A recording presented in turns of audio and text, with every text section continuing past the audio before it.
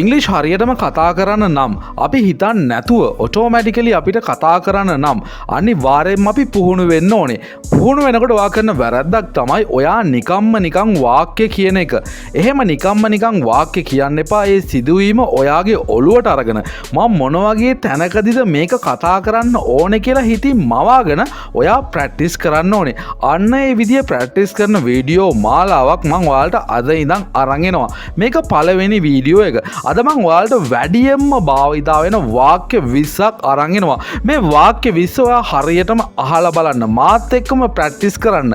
ඔයාලට තේරෙයි එදිනදා ජීවිතයේදී කතා කරන ගොඩක් වාක්‍ය ඔයාට මේ වීඩියෝ එකෙන් බලා ගන්න පුළුවන් කියලා. එහෙනම් අපි වෙලාව ගන්නෙ නැතුව ගිහිල්ලා බලමු මොකක්ද ඒ වාක්‍ය 20 කියලා. Number 1. May I go out please? හිතන්න ඔයා කම්පැනි එක වැඩ කරන කෙනෙක්. ඔයාට එළියට යන්න ඕනේ. නැත්තම් ක්ලාස් රූම් එකේ ඉඳලා එළියට යන්න ඕනේ. නැත්තම් යාළුවෙක්ගේ ගෙදර ඉඳලා එළියට යන්න ඕනේ. එහෙම එළියට යන්න කලින් ඔයා අවසර ගන්න ඕනේ නේද? ඒක පොලයිට් දෙයක්. ආචාරශීලීව ඔයා මේක අහන්න ඕනේ. මම පොඩ්ඩක් එළියට ගියාට කමක් නැද්ද? May I go out please? කරුණාකරලා මං එළියට ගියාට කමක් නැද්ද? May I go out please? Number 2. After lunch we will go to the library. ඔයාට දවල් ආහාරයෙන් පස්සේ කොහේ හරි යන්න ඕන නම් ඔයාට මේ විදියට කියන්න පුළුවන්. After lunch දිවා ආහාරයෙන් පස්සේ we will go to the library. අපිට පුළුවන් පුස්තකාලයට යන්න. ඉතින් යාළුවෝ සෙට් එකකට දවල් කෑමෙන් පස්සේ පුස්තකාලයට යන්න යෝජනා කරන්න පුළුවන්. ඔයාට මේ විදියට after lunch we will go to the library. මේ වගේ ඔළුවට දාගෙන මතක තියා ගනිමින් ඔයා මේ වාක්‍ය ඉගෙන ගන්න ඕනේ. එතකොට කවදාවත් ඔයාට මේක අමතක වෙන්නේ නැහැ. Number 3. Could you give me a pen? ඔයාට පුළුවන් ද මට පෑනක් දෙන්න? හිතන්න ඔයාට පෑනක් ඉල්ල ගන්න වෙනවා යාළුවෙක්ගෙන් හරි ඔෆිස් එකකට ගියාම හරි වෙන කොහේ හරි ඔයාට මොනවා හරි ලියන්න වුණොත් ඔයාට පෑනක් ඉල්ල ගන්න වෙනවනේ. ඒක ඉල්ලන්නේ කොහොමද? Could you give me a pen? මට පෑනක් ගන්න පුළුවන්ද? Could you give me a pen? Number 4. May I come in sir?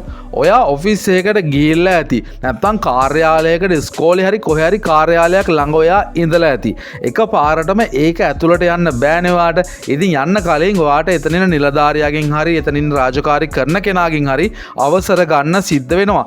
කොහොමද එහෙම අවසර ගන්නෙ? මම ඇතුළට එන්නද කියලා අහන්නේ. May I come in sir?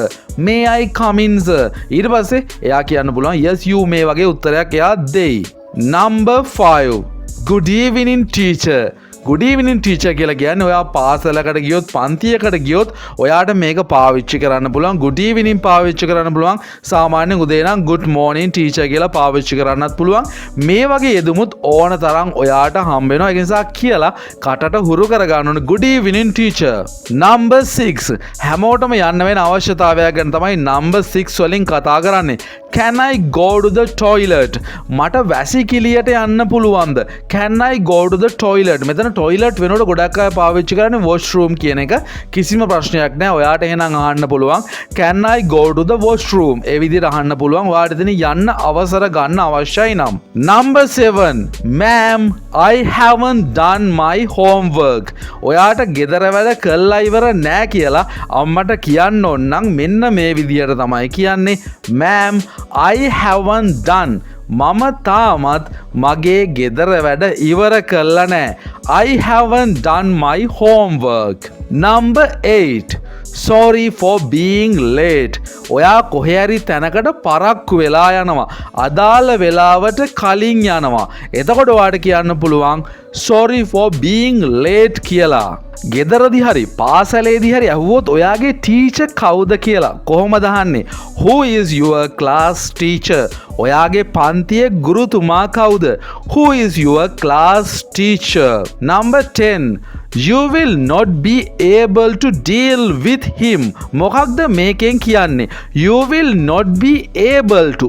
able to කියලා කියන්නේ හැකියාව ලැබෙනවා කියන එක. අවස්ථාව ලැබෙනවා කියන එක. deal කරනවා කියලා කියන්නේ මොකක් හරි ගණදෙනුවක් කරනවා කියන එක. මේක මුදල් ගණදෙනුවක් වෙන්නත් පුළුවන් නැත්නම් මිත්‍රත්වයක් වගේ වෙන දෙයක් වෙන්නත් පුළුවන්. මෙතන කියන්නේ you will not able to. ඔයාට හැකියාව ලැබෙන එකක් නෑ. ඔයාට පුළුවන් වෙන එකක් නෑ. ඔහුත් එක්ක ගණදොනු කරන්න, ඩීල් කරන්න. Number 11. Did you get my point? මොකක්ද මේකෙන් කියන්නේ? ඔයා යාළුවෙට දෙයක් පැහැදිලි කරගෙන යනවා. ඊට පස්සේ එකපාරටම ඔයාට යහන්න පුළුවන්. ඔයාට තේරුණාද මම කියපු දේ? Did you get my point කියලා කියන්නේ මං අදහස් කරපු දේ කියන එක තමයි point කියන එකෙන් අදහස් වෙන්නේ. Did you get? ඔයා මම අදහස් කරපු දේ තේරුම් ගත්තද?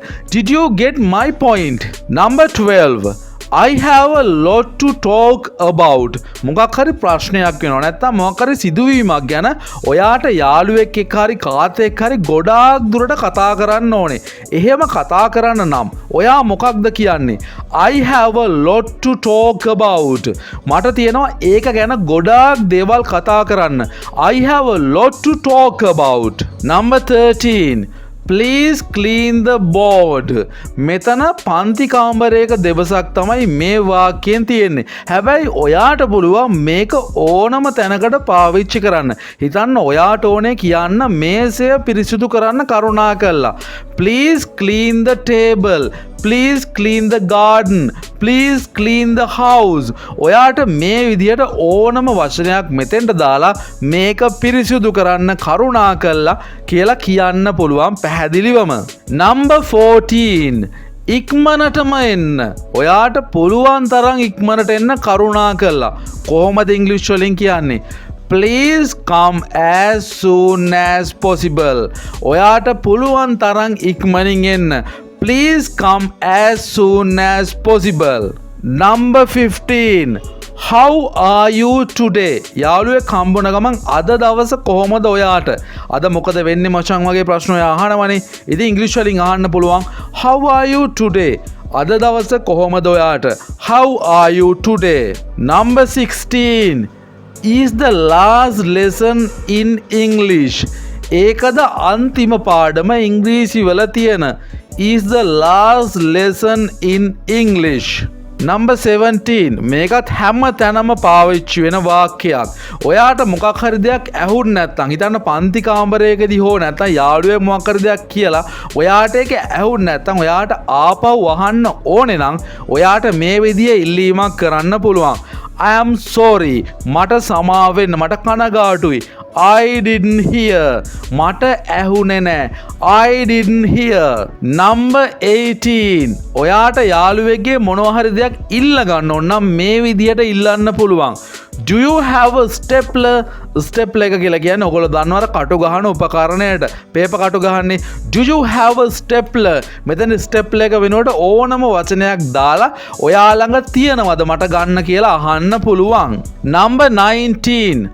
I don't understand. මේකත් දවසේ හැම වෙලේම ඔයාට කියන්න අවශ්‍ය වෙන වාක්‍යයක්. පන්තියේදී වෙන්න පුළුවන්, යාළුවෙක් දෙයක් කියවුවාම වෙන්න පුළුවන්, නැත්නම් වෙන කොහේ හරි මොනවා හරි දෙයක් ඔයාට කිව්වහම ඔයාට ඒ දේ තේරුනේ නැත්නම් එකපාරටම I don't understand. මට ඒක තේරෙන්නේ නැහැ. I don't understand. මේ විදියට කියන්න පුළුවන්. Number 20. May I have a pencil please? මට පුළුවන්ද පැන්සලක් ඉල්ල ගන්න කරුණාකරලා. යමක් කොහොමද පොලයිට් විදියට ඉල්ලන්නේ, කාරුණික විදියට ඉල්ලන්නේ. ඔයාට මේ පාවිච්චි කරන්න පුළුවන්. May I have a pencil please? මට කරුණාකරලා පැන්සලක් ගන්න පුළුවන්ද? May I have a pencil please? Guys, වාක්‍ය 20 අනිවාර්යෙන්ම ලයිෆ් එකට එකතු කරගන්න. ඊළඟ වීඩියෝ එකෙන් හම්බෙමු. ආපහු මේ වගේම වීඩියෝ එකකින් හම්බෙමු. එතකන් හැමෝටම good luck. හැමෝටම goodbye.